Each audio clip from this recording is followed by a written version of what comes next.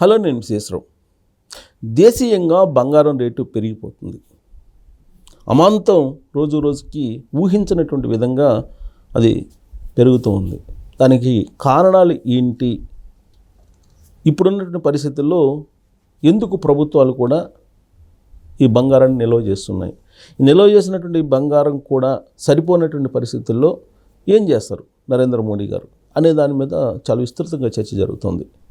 కారణం ఏంటంటే, ఒకవేళ అనుకోనటువంటి సంక్షోభం వస్తే ప్రపంచవ్యాప్తంగా, అప్పుడు భారతదేశం యొక్క ఆర్థిక పరిస్థితి నిలబడాలి అని అంటే ఖచ్చితంగా మీ లాకర్లలో ఉన్నటువంటి బంగారం మొత్తం తీయాల్సిందే.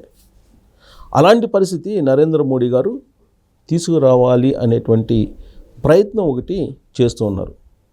ప్రస్తుతం బంగారం 99% మనం దిగుమతి చేసుకుంటున్నాం. ఈ దిగుమతులు అనేవి తగ్గిస్తేనే భారత ఆర్థిక వ్యవస్థ కుదుట పడుతుంది. ఇది ఆర్థికవేత్తలు చెప్పేటువంటి ఒక ఈక్వేషన్. మరి బంగారం దిగుమతులను తగ్గించాలి అని అంటే ఏం చేయాలి? కొనుగోళ్ళన్నా తగ్గించుకోవాలి. లేదు, ఆల్రెడీ దాచినటువంటి బంగారాన్ని, లాకర్లలో పెట్టినటువంటి బంగారాన్ని బయటికి తీయించాలి.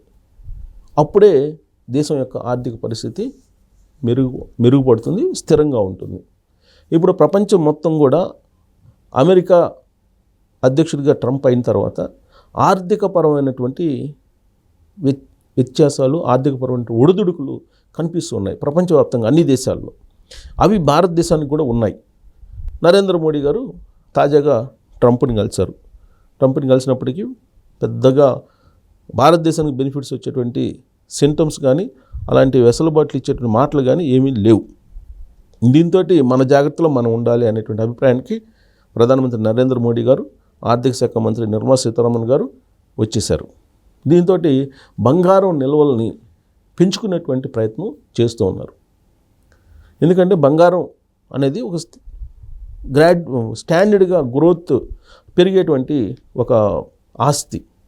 అందుకే భారతదేశం యొక్క ఆర్థిక పరిస్థితిని స్థిరంగా ఉంచడానికి బంగారాన్ని దేశం కూడా, గవర్నమెంట్ ఆఫ్ ఇండియా కూడా కొనుగోలు చేస్తుంది. దాంతోపాటు ఇప్పుడు కొనుగోలు చేసేటువంటి మామూలు వాళ్ళు కూడా వాళ్ళు వీలున్నంత వరకు ఇప్పుడున్నటువంటి పరిస్థితుల్లో ఎవరికైనా డబ్బులు ఇస్తే మళ్ళీ తిరిగి రావని, లేదు రియల్ ఎస్టేట్లో పెడితే రియల్ ఎస్టేట్ పరిస్థితి బాగలేదని, ఇట్లా రకరకాల కారణాలతోటి బంగారం మీద పెట్టుబడులు పెడుతున్నారు. మినిమం గ్యారంటీ పెట్టుబడి కింద, భద్రత కింద భావిస్తూ ఉన్నారు. ప్లస్ బంగారం కొనడం అనేది ఒక అలవాటు, ఒక సెంటిమెంట్ భారతీయులకి. అందుకే దాదాపు 30,000 టన్నుల బంగారం భారతీయుల దగ్గర ఉందని చెప్పి ఒక అంచనా. దీన్ని ఎలాగైనా సరే బయటికి తీసుకురావాలి అనేది నరేంద్ర మోడీ గారి యొక్క టార్గెట్. అందుకే ఈ మధ్యకాలంలో భారత ప్రభుత్వం ఒక ఐడియా చేసింది. ఏంటంటే, ఫస్ట్ కొనుగోలు తగ్గిద్దాము, తర్వాత భారతీయుల దగ్గర ఉన్నటువంటి బంగారం లాకర్ల నుంచి తీపిద్దాం అనేటువంటి ఆలోచన చేస్తున్నాం. దాంట్లో భాగంగా ఈ మధ్యకాలంలో కేంద్ర ప్రభుత్వం క్యాబినెట్లో కూడా చర్చించింది. ఏం చర్చించింది అని అంటే, ఇప్పుడు ప్రస్తుతం 22 గ్రాములు సంబంధించి, లేదా 24 క్యారెట్కు సంబంధించి, 22 క్యారెట్లకు సంబంధించిన బంగారం మాత్రమే మార్కెట్లో ఎక్కువగా వినియోగదారులు ఇష్టపడుతూ ఉన్నారు. బట్ దాన్ని కొంచెం తగ్గిస్తే, క్యారెట్స్ 9 క్యారెట్స్ అలా తగ్గించేస్తే రేటు కూడా తగ్గినట్టు ఉంటుంది. ప్లస్ ఓవరాల్గా దిగుమతులు తగ్గించుకోవచ్చు అనేది ఒక ఐడియా. దాని మీద చర్చించారు. అయితే దేశీయంగా ఉండేటువంటి మహిళలు 22 క్యారెట్స్ బంగారం మాత్రం ఇష్టపడుతున్నారు తప్పితే అంతకన్నా తగ్గినటువంటి బంగారం పెద్దగా ఇష్టపడట్ల. పింక్ బంగారం అని ఒకటి వచ్చింది, 18 క్యారెట్స్ బంగారం. అది కూడా కొంతమేరకు ఇష్టపడుతున్నారు, కానీ అంతకన్నా తగ్గితే అసలు ఇష్టపడలేదు. కానీ నరేంద్ర మోడీ గారు 9 క్యారెట్స్ బంగారాన్ని ఇంట్రొడ్యూస్ చేయాలనేటువంటి ఒక నిర్ణయాన్ని అయితే తీసుకున్నారు. ఇది ఫస్ట్ ఫేజ్. సెకండ్ ఫేజ్ ఏంటంటే, ఒక కొత్త చట్టాన్ని తీసుకొచ్చి బంగారం ఏదైతే ప్రజల వద్ద ఉందో లాకర్లలో నిల్వ చేసుకున్నారో దాన్ని బయటికి తీయించేటువంటి ఒక చట్టాన్ని తీసుకురాబోతున్నారు అనేది ఇప్పుడు సర్వత్రా వినిపిస్తుంది. అమెరికా నుంచి నరేంద్ర మోడీ గారు వచ్చిన తర్వాత ఇమీడియట్గా చేసేటువంటి పని ఏంటంటే, ఒక కొత్త చట్టాన్ని రూపొందించి ఎవరైతే లాకర్లలో బంగారాన్ని నిల్వ చేసుకున్నారో వాళ్ళ నుంచి దాన్ని బయటికి ఎలా తెప్పించాలి అనే దాని మీద, ఎలా బయటికి తీయించాలి అనే దాని మీద ఒక చట్టం తీసుకురాబోతున్నారు. అయితే అది నిర్బంధంగా తీయించాలా, లేదంటే స్వచ్ఛందంగా వాళ్ళకై వాళ్ళు వచ్చి బంగారం బయట మార్కెట్లోకి తీసుకొస్తారా అనేది, ఎలా తీసుకురావాలి అనే దాని మీద ఆలోచిస్తున్నారు. ఇప్పటికే బంగారంకి సంబంధించినటువంటి రకరకాల స్కీమ్స్ భారత ప్రభుత్వం పెట్టింది. అయినప్పటికీ కూడా చాలామంది బంగారాన్ని బయటికి తీసుకురావట్లేదు. దాన్ని ఒక సెంటిమెంట్గా భావించి లాకర్లోనే దాచిపెడుతున్నారు. ఎక్కువగా బ్లాక్ మనీ ఉండేటువంటి వాళ్ళు కేజీలు బంగారం కొనిపెడుతున్నారు. 30,000 టన్నుల బంగారం అంటే మామూలు విషయం కాదు. భారతదేశంలో అన్ని వేల టన్నుల బంగారం ఉందనంటే బ్లాక్ మనీ ఉన్నోళ్ళే బంగారం కొంటారు. మామూలు వాళ్ళు కొనేటువంటి పరిస్థితి లేదు. మామూలు వాళ్ళు కొన్నప్పటికి కూడా పెద్ద ఎత్తున అయితే కొనే అవసరం కూడా ఉండదు, అవకాశం కూడా లేదు వాళ్ళకి. అప్పు చేసి అయితే ఎవరు బంగారం కొనరు.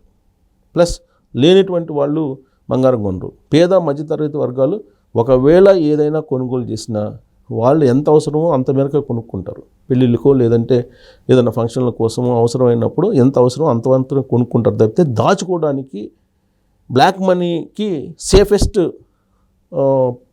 దీని కింద బంగారాన్ని కొనుక్కోరు మధ్యతరగతి అలాగే పేదలు. ఎవరు బంగారాన్ని ఎక్కువగా నిల్వ చేసి పెట్టారు భారతదేశంలో అంటే బ్లాక్ మనీ ఎవరైతే ఉందో వాళ్ళు ఎక్కువ నిల్వ చేసి పెట్టారు. ఎవరైతే కుబేర్లు ఉన్నారో వాళ్ళ దగ్గర ఎక్కువ బంగారం ఉంది. దాన్ని ఎలా బయటికి తీసుకురావాలి అనే దాని మీద నరేంద్ర మోడీ గారు చాలా ప్లాన్స్ వేస్తూ ఉన్నారు. ఒకవేళ తీసుకురానేటువంటి పక్షంలో భారతదేశం ప్రపంచంలో ఒక పెద్ద ఆర్థిక శక్తిగా ఎదిగేటువంటి అవకాశం లేదు. పైగా ఇప్పుడు డాలర్తో పోలిస్తే రూపాయి పతనం అవుతున్నటువంటి పరిస్థితుల్లో దాన్ని నిలబెట్టడానికైనా సరే కొత్త చట్టాన్ని తీసుకొచ్చి బంగారం నిల్వలను బయట తీయాలి. బంగారానికి సంబంధించినటువంటి లాకర్లో ఉండేటువంటి బంగారాన్ని. కాబట్టి దాన్ని తీసుకురావడానికి నరేంద్ర మోడీ గారు అయితే ఖచ్చితంగా ప్లాన్ చేస్తున్నారని చెప్పొచ్చు. అది అమెరికా నుంచి నరేంద్ర మోడీ గారు వచ్చిన తర్వాత జరగబోయేటువంటి పరిణామం కింద మనం భావించడానికి అవకాశాలు ఉన్నాయి. అలాగే ఇప్పుడు మార్కెట్ ప్రకారం 10 గ్రాముల బంగారం 88,000కి చేరింది ప్రస్తుతం. ఈరోజు నేను ఈ వీడియో చేసే నాటికి. ఎందుకంటే రోజుకి 1,000 రూపాయలు 500 అలా పెరుగుతుంది. గత ఏడాది భారత ప్రభుత్వం 73 టన్నులు బంగారం కొనుగోలు చేసింది. ఎందుకంటే ఆర్బీఐ ప్రతి సంవత్సరం కొనుగోలు చేస్తుంది. ఎందుకంటే భారత యొక్క ఆస్తి ఇప్పుడు ఏ విధంగా అయితే మన కుటుంబం యొక్క ఆస్తిని బంగారంతో మనకున్నటువంటి స్థిరాస్తులతోటి మనం అంచనా వేసుకుంటామో దేశం యొక్క ఆర్థిక పరిస్థితిని కూడా బంగారాన్నితో కూడినటువంటి పరపతిని చూపిస్తూ ఉంటుంది. అందుకే గత ఏడాది 73 టన్నుల బంగారాన్ని కొనుగోలు చేసింది భారత్.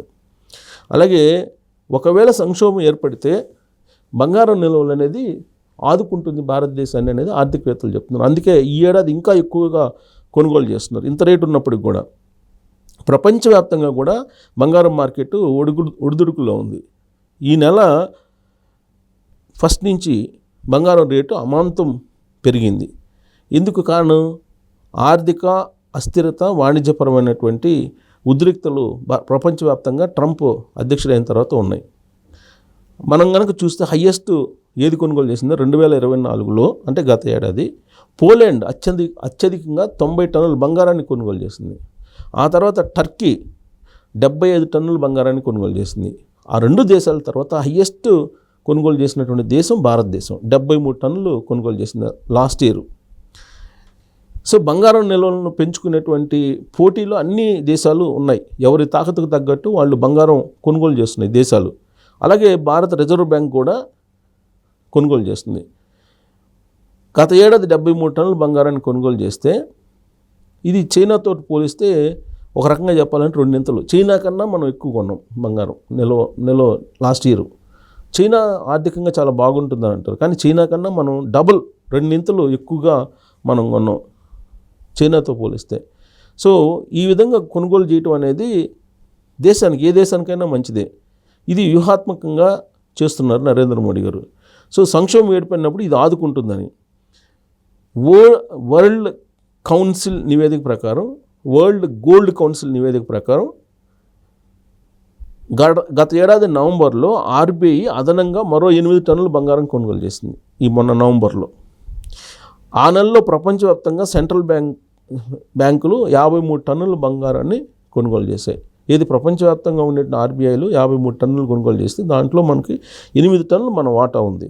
అంటే బంగారాన్ని ఇంత కొనుగోలు చేసినప్పటికీ భారత ఆర్థిక వ్యవస్థలో కుదుపులు ఉన్నాయి. వీటిని అడ్డుకోవాలంటే, రూపాయి విలువ పతనం కాకుండా ఉండాలంటే ఖచ్చితంగా లాకర్లో ఉన్నటువంటి బంగారాన్ని తీర్చడానికి ఒక ప్రత్యేకమైన చట్టాన్ని నరేంద్ర మోడీ గారు తీసుకొచ్చే అవకాశం ఉంది. ఈ ఆలోచన 2024 ఎన్నికలకు ముందు కూడా వచ్చింది.